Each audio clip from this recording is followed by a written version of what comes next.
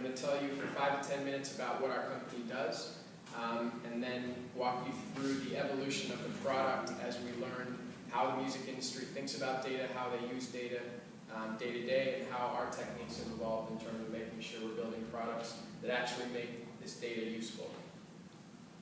So in June of 2009, we started tracking the online music activity of every band in the world. And back then, what that really meant was MySpace. Way back when in 2009. We've since added lots of different sources. In June of 2009, Facebook didn't have page likes. Twitter had a list, a wiki-style curated list of the 50 or so bands that were on Twitter. And Vivo, SoundCloud, Instagram hadn't even launched yet. Or we're just getting started. So our real business is combining all of this public social data with our customers' private sales numbers and an event database. So we're tracking concerts and news mentions and chart appearances and TV show appearances. Our clients are giving us daily iTunes downloads, physical sales, Spotify numbers, radio spins, etc. And all the public data is what we're collecting initially through indexing all the MySpace pages on a daily basis, but eventually signing deals and data agreements with each of these services. So there's more music listened to, more music consumed, more transactions and purchases than ever before in history. And the music industry still is trying to, we're helping them figure out how to use all this data to market more efficiently, optimize sales, figure out who they should sign, where they should tour, what their fan base is like, etc. So our clients include 3 of 3 global major labels. There's 3 major labels, Warner, Sony, and Universal. And those have signed with us global contracts where they're pushing us their sales numbers. We cross that with the social and the event data. Billboard has been tracking online music popularity for over 100 years and have licensed data from 2 providers ever, Nielsen SoundScan in 1991 and 20 years later, Next Big Sound. We power 2 charts for them, the Social 50, which is all the top social artists. It's usually Justin Bieber every week for the last 63 weeks. And then Next Big Sound chart, which is our fastest accelerating and up-and-coming artists that we think are going to go on to become famous. So one of the theories of our company is that all the public social activity precedes the sales activity that comes down for. And if we can accurately model where people are spending their attention, we can better improve the forecasting for where they're going to spend their money.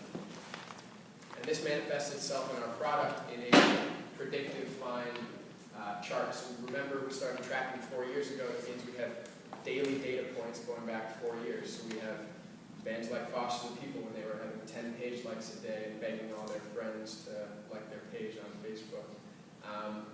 So what we've done is we've created an algorithm that forecasts the percentage likelihood that any given band in the system will go on to hit some success criteria.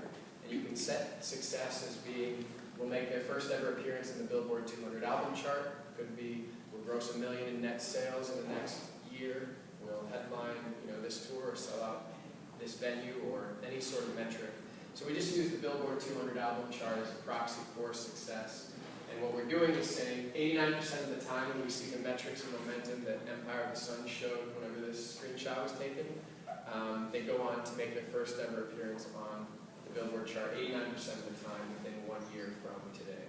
So we're helping the music industry try to understand which velocity, momentum, and metrics they should track in order to determine who they should sign next, and not who the current Justin Bieber is, because everybody knows that, who's the next Justin Bieber, and where should they invest and market. So it's because of all of this forecasting that Forbes wrote a piece that I could have written better myself, calling us Moneyball for the music industry, and a ridiculous shot of me on a ladder. But the idea is bringing data to a non-data driven industry. I was talking to Adam for a second beforehand about this moniker, and I read Moneyball in the summer of 2009 as we were starting the company, and it made just a ton of sense around the old school scouting technology versus a data-driven approach to identifying talent. And I very strongly believe we're doing the same thing for the music industry. So these record companies and agencies and everything, they have traditional A&R guys who use their ears and golden ears and know a hit when they hear it. And then they all, within the last year or two, hired research A&R guys. So the tool we're building is for those research A&R guys, kind of a dream tool to use to identify talent via what's reacting in the marketplace. The traditional A&R guys, the golden ears, really hate Next Big Sound and everything that we're doing. But they, of course, are both working together to try to find the optimal band that they should sign. This was a study we did we now have 85% of recorded music sales coming to us on a daily basis, so that's the kind of scale we need to cross with the social numbers that we have. And what we're trying to figure out is helping our clients make sense of all of this data and the noise, and which data sources should they pay attention to. And I should have put this all up at once because everyone looks thoroughly confused. But this is Granger causality, so what we're trying to figure out is knowing which data, the number of views to an artist.com, which is measured by Google Analytics, unique page views. We can improve the accuracy of forecasting digital album sales for 52% of artists in our data set. And so the idea is, we've recently added Instagram, and we've recently added Tumblr, and all of these sites. And everyone knows that the kids are on Tumblr, the kids are on Instagram, or people are using this and that, but they don't know what that has to do with sales, if anything, how they should change and adapt their marketing, what sort of people are on these networks, what's the general age and gender, and breakdown of all of these things. So what we were showing here, probably the most surprising thing, was number of views to an artist Wikipedia page as a leading indicator for digital album sales. And it wasn't as highly registering for digital track sales. And if you think about your own activity when you're interested in an artist like an Adele or Mumford & Sons, you often read about them maybe in advance of going to the concert or buying the album online, so it really does start to make sense.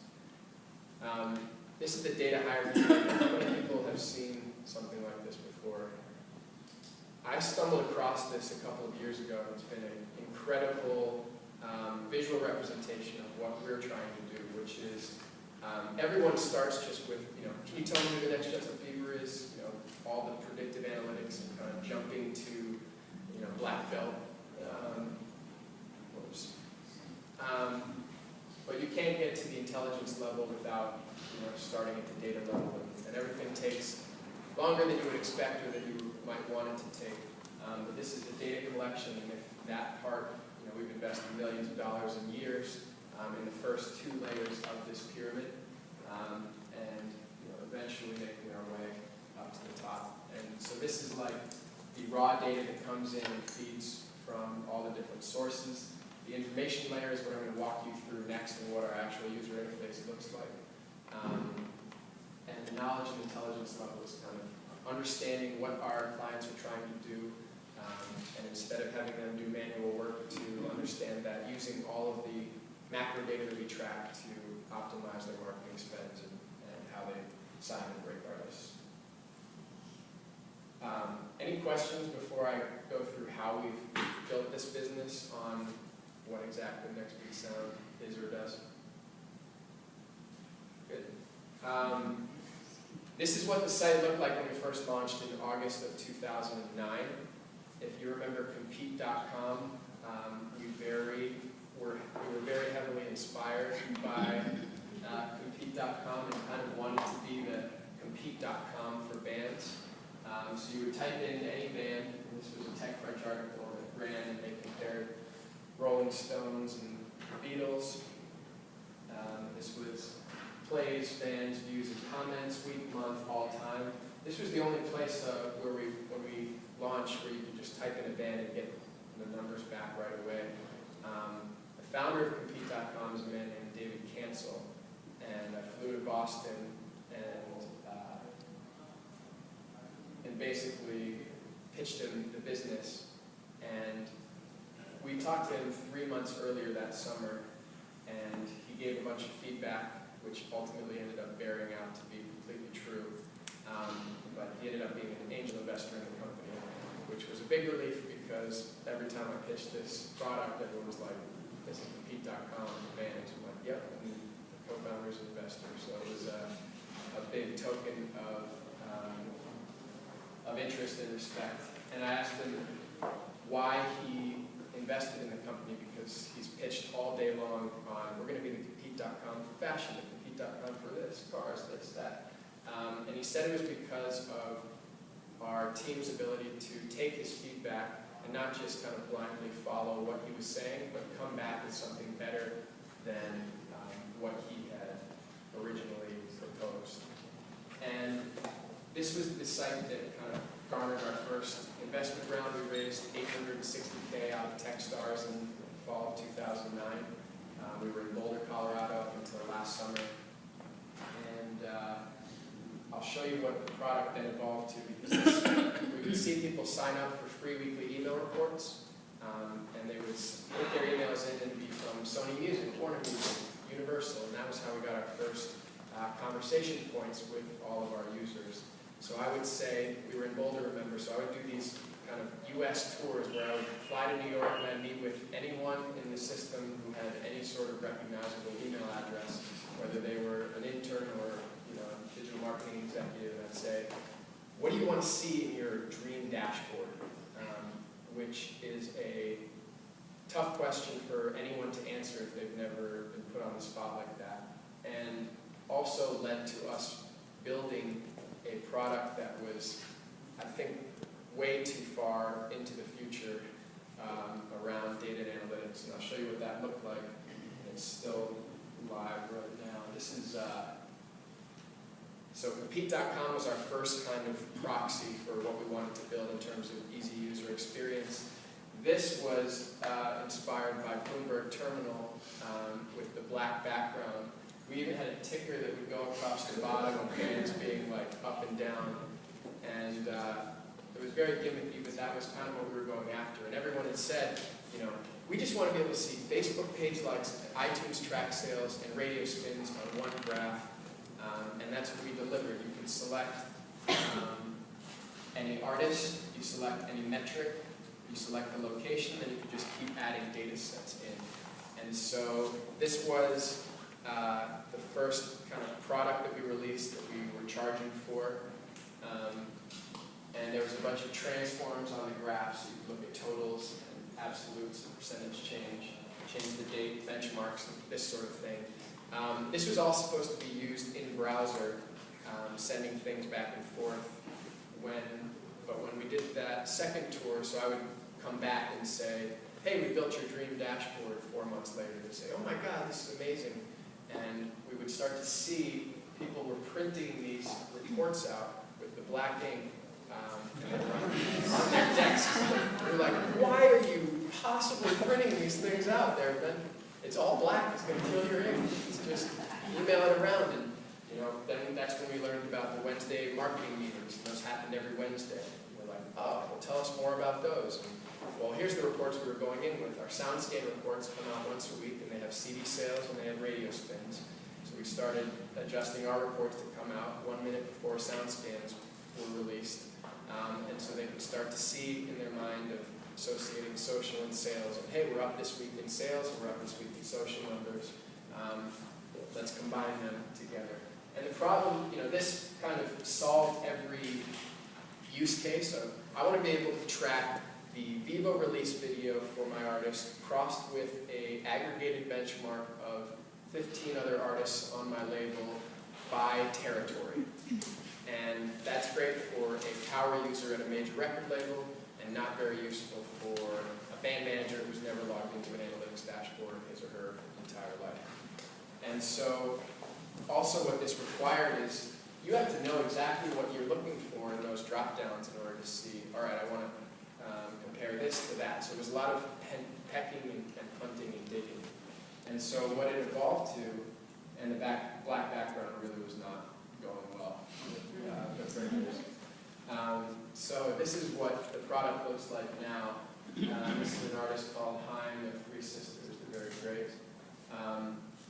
And this is the overview, and you select your key metrics, and remember that list of of all the different inputs. We try to help them, inform them around which key metrics they should set, so they can set them at a label level, at a artist level, or an individual digital marketing level. And so these are the key metrics, and then whether they are up or down each week. And there's demographic information on the side, location information, ranks, etc. Again, we're still tying the social numbers to sales numbers, but everyone has the same question around what are Facebook page likes and how do they interact with iTunes track sales. Green is the track sales, and they both spiked here on the same day. And we can pull up that they were on the Late Show with David Letterman, but then this one has a sales spike and no social. And they were on the cover of Faber magazine at that point. So we're building a full statistical model of the music industry and understanding of how the social numbers cross with sales numbers and how both of those cross with events. This is a State of Online Music Industry report that we release every year. And just showing the staggering number of plays and views and fans across all these different networks. We have a good understanding of each of the networks and the growth. SoundCloud saw triple-digit growth in 2012. And then kind of various networks and how they're rising and falling. And then the social market share across the different majors. So really interesting to see how Sony, Warner, Universal, and EMI, which still existed as a separate entity when we did this, and how this maps to their sales breakdowns. And red is independent artists not signed to a major label.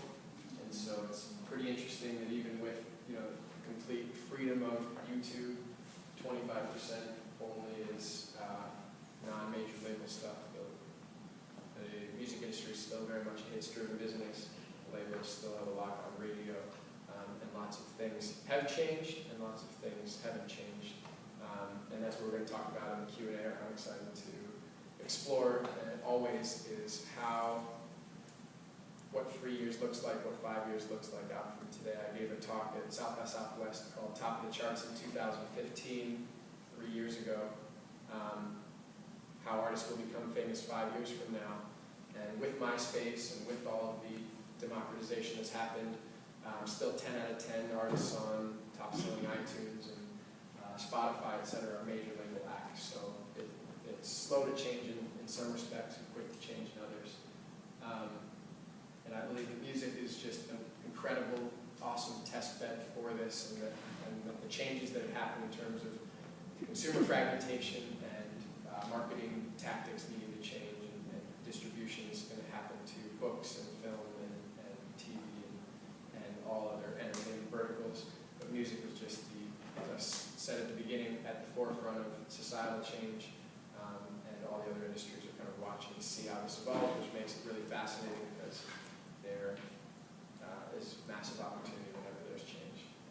So that's the State of the Industry report, and I'll wrap up a little early. Hopefully there's time for more questions after Peter goes.